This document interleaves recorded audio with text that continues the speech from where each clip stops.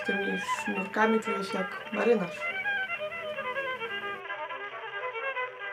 Colleen Hoover nazywana jest królową New Adult. Dziś mam propozycję zarówno dla jej fanów, którzy szukają podobnych powieści do pochłonięcia, jak i dla jej wrogów, którym przejadł się ten hype na jej książki i teraz szukają czegoś być może lepszego, chociaż nadal w zbliżonym klimacie.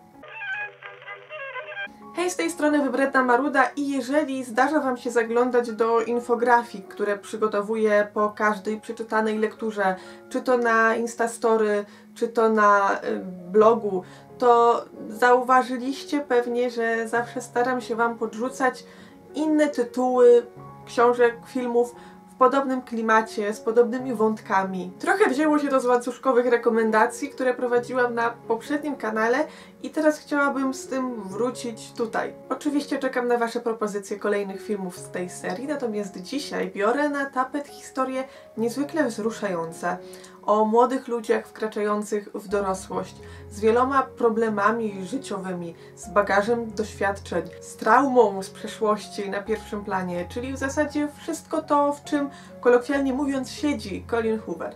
Osobiście wielką fanką autorki Hopeless czy Maybe Someday nie jestem i mam wrażenie, że w tym dzisiejszym zestawieniu znalazło się kilka książek może nawet troszeczkę lepszych, przynajmniej z mojego punktu widzenia, za to mniej popularnych. Mam więc nadzieję, że wielbiciele tego typu historii i tacy, którzy gustują w stylu Colleen Hoover i tacy, którzy wręcz go nie tolerują i czekają na coś lepszego, znajdą coś dla siebie w tym zestawieniu.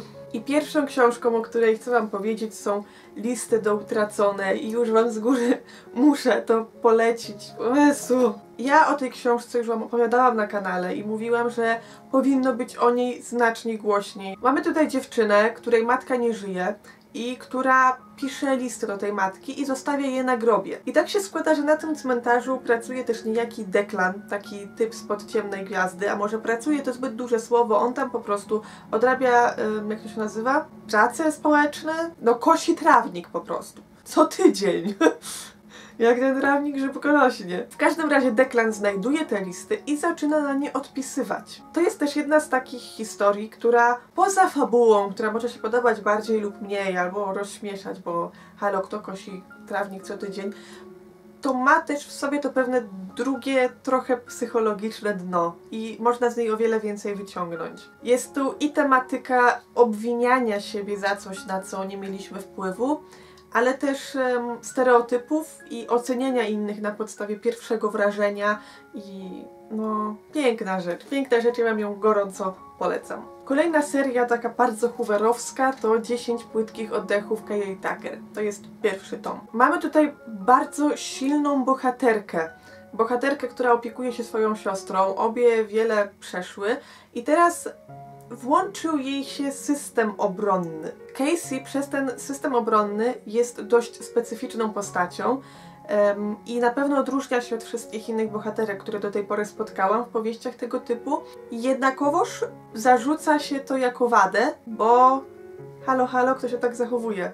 No zależy jak na to patrzymy. Wydaje mi się, że psychika człowieka działa w tak różne sposoby, że każdy ma inny sposób na to, jak sobie radzić z pewnymi traumami. Casey natomiast jest tym bardzo odważna, brutalna, bezpośrednia, taki kawał baby. No na pewno nie jest taka delikatna i nieśmiała jak te wszystkie dziewoje w książkach dla młodzieży. Oczywiście jest tu mężczyzna, oczywiście jest jakiś plot twist, który niestety da się dość łatwo przewidzieć, ale i tak została mi ta powieść w pamięci. Kolejna autorka, którą swojego czasu nazwałam księżniczką New Adult, to Rachel Van Dyken. To jest akurat anglojęzyczna wersja serii, która w Polsce funkcjonuje pod tytułem Utrata. Jest Utrata, Toksik i Wstyd. To jest taka wzruszająca, aczkolwiek dość przesłodzona historia miłości między mięśniakiem, takim typowym mięśniakiem, teoretycznie typowym mięśniakiem, a nieśmiałą dziewczyną, która na pierwszych stronach pomyliła jego ośmiopak z drzewem. Tak było. Ośmiopak z drzewem. Książka ma też dość dziwne zakończenie, ale jednak ja się zryczałam na niej jak głupia, jak norka po prostu. Mam do niej ogromny sentyment, dlatego od razu pochłonęłam wszystkie kolejne tomy, łącznie z tymi nowelkami niedostępnymi w Polsce. Niestety kolejne tomy już nie były tak dobre, no ale i tak sentyment mam też autografii, którego pewnie nie widać, bo kupię światło. Kolejną książką, o której nie muszę się zbyt dużo rozgadywać, bo było o niej bardzo głośno, jest Promyczek Kim Holden. To jest taka historia, powiedziałabym, Hoover skręcająca w stronę Greena i jego gwiazd, ponieważ mamy tutaj tematykę choroby.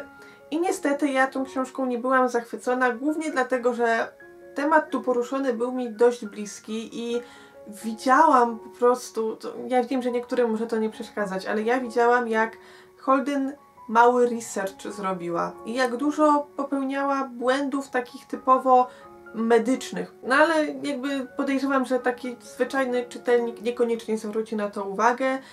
Wszyscy tam podobno ryczeli przy tej książce. Ja się troszeczkę znudziłam. O wiele bardziej podobał mi się tom drugi tej serii. Z tych mniej popularnych powieści mogę jeszcze zaproponować Przekroczyć granicę. To nie jest historia, która jakoś wyjątkowo zapada w pamięć, bo ja sama, przygotowując to zestawienie, musiałam sobie trochę przypomnieć, o czym to właściwie było. No ale jak najbardziej hooverowski klimacik, bo mamy tutaj dziewczynę, która ma na rękach blizny, z tym, że nie do końca sama pamięta, skąd te blizny się na tych rękach wzięły. Nie do końca pamięta wieczór, którego to się stało. Także jakby szczegółów wam tej książki nie podam, bo niewiele pamiętam, chociaż od razu po przeczytaniu byłam naprawdę bardzo zadowolona i zastanawiałam się, dlaczego nie jest o niej troszeczkę głośniej. I chyba nawet kupiłam sobie kolejne książki tej autorki, ale w końcu ich nie przeczytałam. A jak już jesteśmy przy bliznach, to mam jeszcze serię Oddechy. I od razu mówię, że jest to dość ciężka trylogia, chyba trylogia. Szczególnie pierwszy tom, bo potem robi się troszeczkę dziwnie. Bo tu mamy do czynienia z przemocą domową. I nie dość, że obserwujemy to znęcanie się, to jeszcze dokładnie obserwujemy psychikę głównej postaci. I z jednej strony tak krzyczymy w duchu: weź się dziewczyno, ogarnij, przerwij to, idź na policję, coś tam. Ale z drugiej strony jakby widzimy opis tego, jak ona się boi. Widzimy to, jak ona jest wdzięczna za to, że dzisiaj nic się nie stało. Że dzisiaj ten siniak jest w takim miejscu, że będzie mogła założyć bluzkę z krótkim rękawem i nie będzie tego widać. Więc jest to bardzo traumatyczna historia, aczkolwiek realizacyjnie nie do końca mnie zachwyciła. Dalej, pozostając w dość mrocznych klimatach, polecam wam Twoim śladem. To jest historia, gdzie główną bohaterką jest studentka psychologii, która jest koordynatorką na terapii uzależnień. I mamy tu poruszoną tematykę narkotyków, ale w zupełnie nieprzesłodzony sposób. To nie jest tak, że jak ktoś uzależniony spotka swoją drugą połówkę, to nagle jest w stanie rzucić te narkotyki i żyć tylko miłością i miłość lekarstwem na każde zło i w ogóle. Tylko jest pokazane, jak faktycznie trudne to jest, trudna sytuacja i mimo, że ktoś chce rzucić to uzależnienie, to jakby nie jest w stanie i czy on w ogóle jest w stanie być z drugą osobą.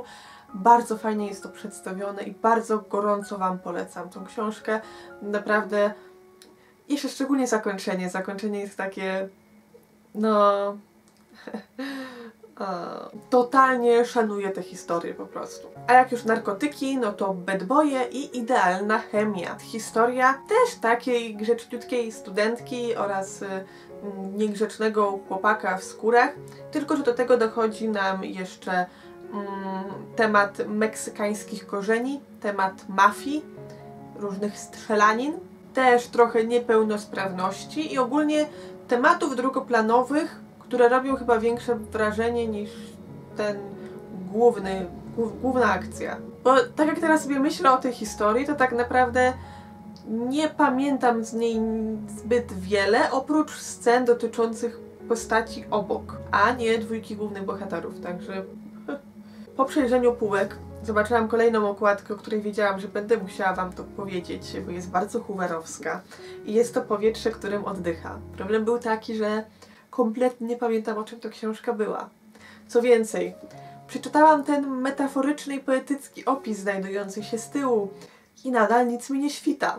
Zajrzałam więc do swojej opinii, którą kiedyś pisałam od razu po przeczytaniu i dopiero wtedy ogarnęłam, o czym to właściwie było. Z tą książką jest trochę problem taki, jak był z Tucker, ponieważ mamy dwójkę dorosłych, dojrzałych bohaterów, którzy mają swój bagaż doświadczeń i bardzo dużo przeszli i w dość specyficzny sposób starają się poradzić sobie ze swoimi demonami przeszłości. I problem jest taki, że ja ich decyzji kompletnie nie rozumiałam i dla mnie to wszystko, co robią, przynajmniej większość tego, co robili, wydawało się niezwykle irracjonalne. I to jest taki moment, kiedy zdaję sobie sprawę, że psychika ludzka rzecz dziwna, każdy radzi sobie inaczej i muszę to zrozumieć, aczkolwiek no w książce czytało mi się to średnio, ale no to też taka bolesna historia z tym, co wybrać w życiu, dobro, zło, coś tam, coś tam. A zestawienie zakończymy dość przewrotnie książką, od której zaczęła się moja przygoda z New Adult i jest to Morze Spokoju. Byłam tym zachwycona i tylko dlatego sięgnęłam po kolejne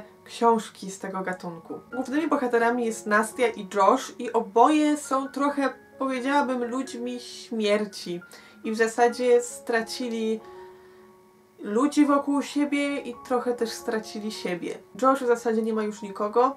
Nastia ma poważną traumę i stara się ją w dość kontrowersyjny sposób ukryć. Jakoś w połowie książki byłam totalnie zaskoczona tym, że nie zauważyłam jednego elementu z jej zachowania, które trwało od tylu stron i ja tego nie zauważyłam. Jakby wiecie, ta książka może mieć wady, ale ja ich nie widzę albo nie chcę widzieć, bo dla mnie to jest coś pięknego. Przede wszystkim chyba ze względu na ten sentyment, że otworzyło mi to oczy na zupełnie nowy gatunek i pokazało zupełnie inne historie niż do tej pory czytałam. Więc postawiłabym to na ten moment na równi z Listami do utraconej. To jest ten poziom. To jest ten poziom, chociaż listy są trochę grzeczniejsze. Morze Spokoju jest no, bardziej drapieżne. Oczywiście wspomniałam tutaj tylko o takich książkach, które sama przeczytałam, żeby móc wam z czystym sumieniem powiedzieć, że tak, to jest hooverowski klimat. Jeżeli jednak świtają wam w głowie jakieś inne tytuły w podobnym stylu, które moglibyście polecić albo mi, albo sobie nawzajem, to oczywiście zostawiajcie je w komentarzach. Podawajcie mi także propozycje innych autorów albo wątków, do których mogłabym zrobić podobne zestawienie z rekomendacjami. A za dziś wam bardzo dziękuję i widzimy się w kolejnym filmie. Do zobaczenia. Pa!